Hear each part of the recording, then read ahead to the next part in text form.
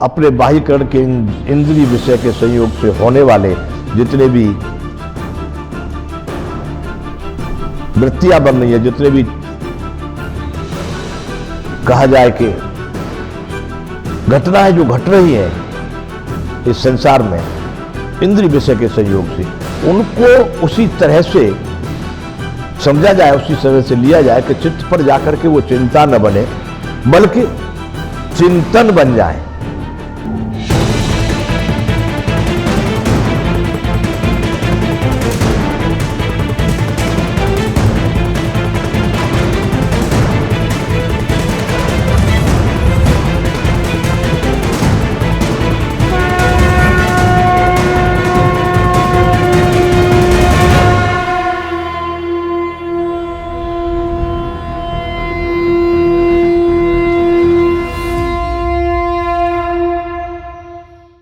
जय विश्वबंधु।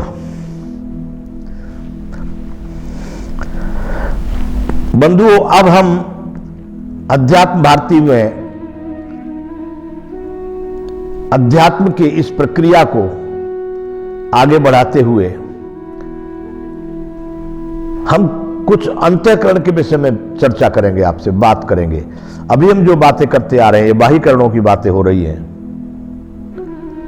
अब कुछ अंतःकरण में, जैसे हमारे शरीर में जो अंग है, हाथ पांव, आंख कान त्वचा, ये सब करण यानी करने वाले, ये सभी बाह्य करण हैं।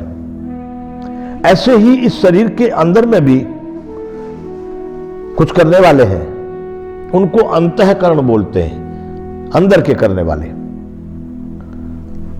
उनमें से मुख्यतः, वैसे तो कहीं कहीं तीन ही अंतःकरण बताए गए हैं, मन, बुद्धि और अहंकार, लेकिन हम चार के अनुसार ही बात करेंगे, मन, चित्त, बुद्धि और अहंकार। कहीं कहीं पर मन का ही स्वरूप चित्त को कहा गया है। तो बाह्यकरण तो जैसे काम कर रहे सो कर रहे, लेकिन बाह्यकरण जो कार्य करते हैं वो अंतःकरण के आधारित या आश्रित ही कार्य करते हैं। यदि अंतःकरण कार्य करना बंद कर देंगे तो ये बाह्यकरण कुछ भी काम नहीं करेंगे। इसलिए अंतःकरण में सबसे पहले हम लेते हैं चित्त। चित्त क्या चीज है? ये अंतःकरण जो है ये कोई पुर्जे नहीं है, ये कोई अंग का भाग नहीं है,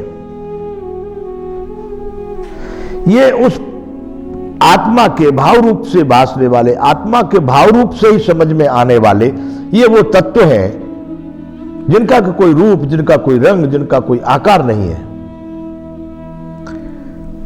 ये आत्मा से प्रेरित और ये अपना कार्य करते हैं।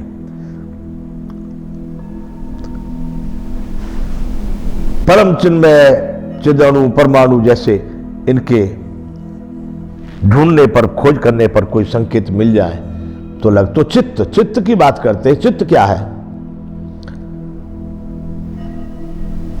जहां पर वृत्तियां अपना आवागमन करती रहती हैं।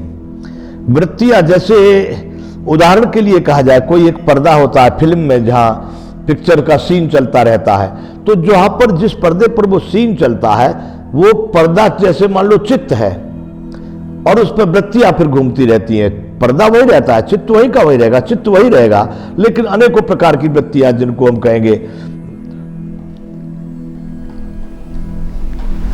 वासना की, एक इच्छाओं की, कल्पनाओं की जो चित्र है, जो तरंगे हैं, वो उस चित्र रूपी पर्दे पर वृत्तियां रूपी तरंगे घूमती रहती हैं। तो चित्त जो है, वैसे तो मन का ही एक दूसरा रूप कहा गया चित्त को, लेकिन चित्त ही चिंतन करने का कार्य हमारे शरीर में जो हो रहा है, अच्छा या बुरा, वो हम आपको पहले बता चुके हैं कि हर काम में आप ये समझ लेना, हर तत्व के दो भाग हैं और तीसरा वो स्वयं है ही है। तो जहां पर अनेक प्रकार की वृत्तियां हमेशा आती जाती रहती हैं और जहां पर उन चीजों का चिंतन होता रहता है, चलती रहती हैं वृत्तियां पर्दे की तरह से, उन वृत्तियों को हमें निवृत्त तो नहीं हो सकते। वह भी एक वृत्ति ही कही जाएगी कि हमने परमानंद परमात्मा में थोड़ी देर के लिए विश्राम करने का, वो भी एक मन का चित्त का एक वृत्ति कही जाएगी। लेकिन उन वृत्तियों को इतना ज्यादा जो आवागमन है, जो ज्यादा चिंतन मनन है, जो ज्यादा फैलाव हो गया है, उनको हमें नियंत्रित करना चाहिए और चित्त की गति को इतनी गंभीर, इतनी स्थित, इतनी धैर्यपूर्ण बनानी चाहिए जिससे हमारे बाह्य जो दुनिया है, बाह्य जो संसार है, उसमें उसके अवलोकन से, उसके किसी इंद्रिय और विषय के संयोग से हमारे चित्त पर कोई ऐसा असर न पड़े जिससे कि वृत्तियां फिर भटकने लगे। तो ये अंतःकरण, अंदर में काम करने वाले, तो इस तरह से चित्त जो है अपना कार्य कर रहा है। चित्त का कार्य है चिंतन करना, वृत्तियां उस पर चलती रहती है, उन पर विचार करता रहता है, उसमें जो अध्ययन है उसका उस पर करता है। लेकिन वो वृत्तियां कभी खराब प्रकार की होती है तो खराब की तरफ प्रेरित कर देगा, अच्छी होती है तो अच्छी की तरफ प्रेरित कर। चित्त का अपना लेना देना कुछ नहीं है, वो वैसे का वैसा ही है। असर उन वृत्तियों का होता है जो बाहर से अंदर प्रवेश कर रहे हैं। तो बंधुओं,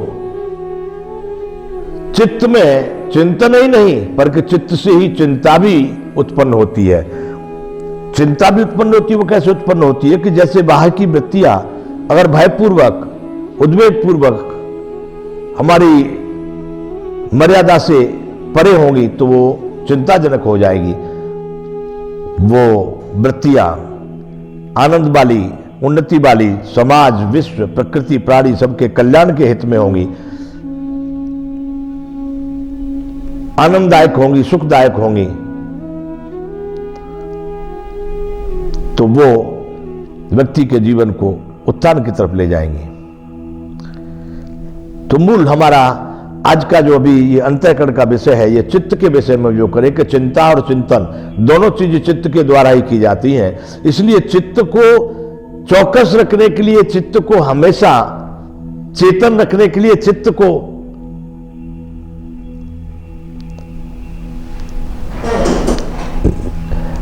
उच्च कोटि का एक स्तर देने के लिए हमें बाह्य करणों से होने वाली क्रियाओं को,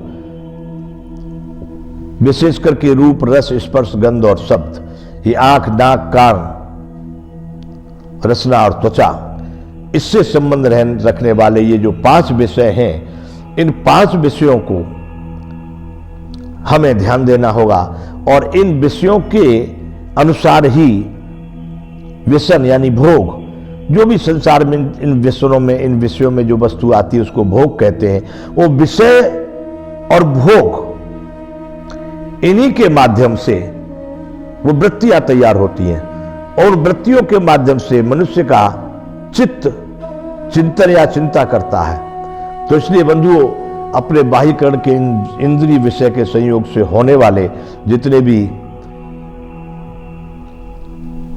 वृत्तियां बन रही है, जितने भी कहा जाए कि घटनाएं जो घट रही हैं इस संसार में इंद्रिय विषय के संयोग से, उनको उसी तरह से समझा जाए, उसी तरह से लिया जाए कि चित्त पर जाकर के वो चिंता न बने बल्कि चिंतन बन जाए। और चिंतन वो हर्षपूर्ण हो, उल्लासपूर्ण हो, सृष्टि, प्रकृति, प्राणी, धर्म, राष्ट्र के हित में हो।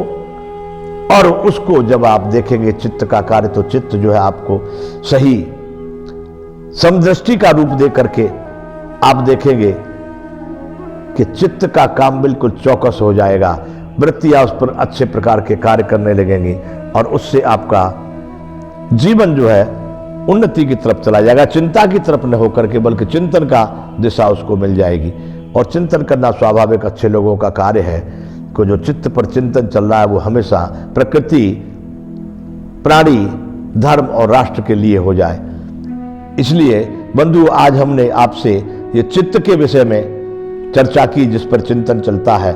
आप बाह्य करणों को अंतःकरणों से जोड़ें और उसको उस तरह से देखें कि विषय और व्यसन में न पड़कर उसको उत्थान की ओर ले जाएं, आनंद की ओर ले जाएं।